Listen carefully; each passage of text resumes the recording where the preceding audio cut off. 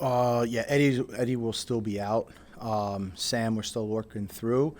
I'd probably say questionable at best. And then Andy, I don't have further updates. He's actually getting imaging this afternoon, so there is some type of something with a muscle, but I don't have any details. We haven't gotten that yet.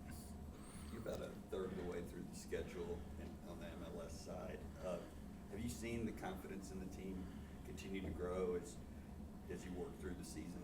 Sure. I think the first third of the season's been really positive for us, but positive in ways that we're finding different ways to win. Different guys are having to step up. We're using our whole team, something that we talk about, and different challenges, different types of games, whether it's coming from behind, whether it's playing with the lead, whether it's going on the road, whether it's playing in a congested schedule. So I think all of these experiences that we're getting in the first third, we're going to be able to take, learn, finish strong with what we have coming up on Sunday, and and then continue to kind of improve on it.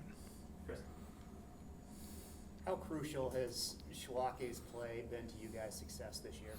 Yeah, I think from the goalkeeper, you always want consistency, and I think that's what Brian has given us with the ball and making saves. And I think you only see the connection with the back line growing. And I think when you look at Brian and how well he's playing, you have to look at the back line. And when you look at the back line and how well they're playing, you look at Brian. It's a partnership. And I think they've developed a really good whoever gets put in the back line, they've all really developed a nice cohesiveness and doing a consistent job. You touched on this in your last avail, but after the last game, I want to revisit again. How crucial also has it been offensively that you guys have been able to find different opportunities and different individuals who can put the ball in the net? Yeah, I think all good teams, when you look back at those teams that have good seasons, they have contributions from everywhere, whether that's attacking set pieces and center backs or guys, maybe like a Brian Acosta being able to score on an attacking set piece. And then obviously your forwards and attacking players out of the run of play, but also through different phases of play. And I think that's where you're seeing guys step up, is whether it's through, forwards pressing and getting opportunities, whether it's midfielders making extra runs, or through set pieces. I think it's been really good to see guys step up and be able to get on the scoreline. Well, Ernesto and Claudia. BJ, the team comes in rating high after commanding with a win at New England, showing great pedigree despite multiple injuries. This Sunday you face an LAFC side coming off consecutive league losses and showing defensive struggles. What tactical adjustments are vital to exploit their fragility from the opening whistle here and Jobby's Park? I think for us, it's important that we play our game, right? A game where we are tough to break down defensively, and then we're also able to control the ball and create good goal-scoring opportunities. For us, I don't think it's anything different than what we always preach and always want to do. And then we have to combine that with a really positive home crowd behind us and play with intensity and represent this city like we always try to do at home at Chiodos. And LAFC is a Western Conference powerhouse, but they arrived in Tennessee this weekend with quite battered emotionally, and in New York needed a point, knowing they will come out desperate for the result on Sunday. What is the tactical key for Nashville to avoid falling into their chaotic rhythm, keeping a cool head, and dictate the tempo of the match? Yeah, I think for us, we've got great respect for LAFC, right? We know that they have a really good attacking group. Defensively, they're able to sort of adapt and play in different styles and shapes, and they're well coached, well organized, and tactically flexible. So for us, it's about making sure that we stay true to who we are, do what we do each and every game, but also be prepared to take what the game gives us, knowing that they have a multiple variety of ways to hurt you. BJ, first look, when you think about LAFC, you probably see Son, Mwanga, and Martinez coming at you. But I guess, I'm sure you know that this team is much more. What is your scouting report of this team? I think we know that they're a team that's well drilled, well organized, really well experienced across the board. Whether that's up front with dynamic attacking players, a whole slew of center midfielders that can control the ball and pass the ball and get it from side to side, and then a deep back line that can play multiple shapes, whether it's back four or back five, and then you obviously have a legend in Hugo Lloris in the goal. So for us, it's just about making sure that we can be difficult to play against without the ball, making sure that we're compact, at the same time find moments to attack. And then when we do get the ball, we want to control it, use it, and sustain attacks when we can. And for us, that's nothing different than what we always do, but we know we have to play a good game. Eddie Segura, Nashville SC, Jason Palacios, probably 3 top defenders, central defenders in the league. How good does it feel that you have 2 of them? Yeah, I think the way that we've been playing defensively, when you talk about the back line as a whole and the goalkeeper, again, something that we've been emphasizing throughout the building all the way into this year, and continue to emphasize that we want to be difficult to play against. We want to be able to defend and deny our penalty box as much as possible, and those 2 guys have been really key in having that consistency throughout the early part of this year. You guys get such a dominating win in a high-stakes situation. What do you think that says about the confidence that this team has to perform no matter what's on the line?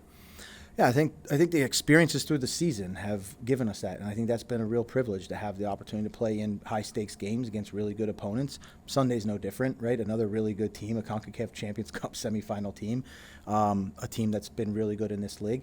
But we just all collectively fall back to those learning experiences and shared experiences, and now we know it feels normal, which we don't ever want to make that take anything for granted. But we know that we can perform and raise us to the level that we need to make sure we get 3 points on Sunday. Okay. Ben? Yeah, BJ, you talk a lot about wanting to start quickly, especially at home. I feel like there's probably more to it than just saying we have to start quickly. What practically and tactically goes into trying to control the game in the first 15 minutes? Sure. I think for us, we obviously want to get on the ball. That's something that's important to us, to get on the ball and start to figure out the opponent and where the opportunities might be, and try to sustain the ball, especially in our half of the field. We want to make the opponent have to defend us, and also give us the ability to be organized if we lose it, to be able to press after loss. And so I think for us, that's part of being aggressive, is can we get to the opponent's half and keep the ball for as long as we can. Jacob and Tyler both made a move from Nashville to LAFC this winter. Do you look forward to seeing guys that you've coached at other places, and what have you made of their starts to their careers in Los Angeles? Yeah, I do, right? These are guys that have spent important years building Nashville Soccer Club, being key contributors. And certainly when the whistle blows in the 90 minutes, they're going to compete as hard as they can. We're going to compete as hard as we can. But still, at the end of the day, they're great people. We welcome them back. And I think, the move to LAFC has, again, given them some great opportunities. You can see them both making really contributions. The one time Jacob set Tyler up for the goal, and, so I hope it doesn't happen on Sunday, but it brings a smile to your face. You're always rooting for, you always root for those guys, especially good guys that are as good as them. We'll go to Valera on Zoom. Yeah, BJ, you're big into the process, maybe rather than the results, or with the results, better said. How important is it for you and for the team to stay at the top of the East heading into the World Cup break, as shortly talked about? I think for us, you're right. We're focused on making sure we prepare the same way for the opponent that's in front of us. We're not much into, in the first third of the season, looking at the table or meaning anything. It's more about how we continually evaluate ourselves and how we continually get it better. Things that we're doing well, how do we do them very well? And things that we need to improve on, how do we do that? And we train it, we prepare, and then we have the opportunity to play this weekend, and we'll do that. We'll play our best, and then we'll turn the page and prepare again. And for Warren Montreal, 3 goals now in 2 games, obviously, in 3 halves actually of the 3 goals.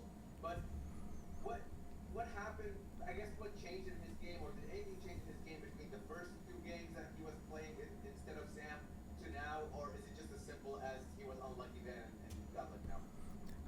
I think it's a both. I think he's somebody who works hard at his game individually. I think he's someone who works hard tactically off the field, doing video, specifically with Chris Little, and just working on positioning and timing of runs and creating those connections. But I think I said this maybe last week or the week before, he has just been missing chances. So by sometimes inches. So we were confident, and I think he remained confident that it was gonna break for him. And you see these things happen once you kind of see the ball hit the back of the net. Things break your way. But we commend him on just how consistent he is working, how consistent he is off the field training as well, and know that if he continues to put the work in and get into the difficult spots in the penalty box, he'll be rewarded more times than not. All right, thank you guys. We'll be right back with Brian Schwanke. Great, thanks guys.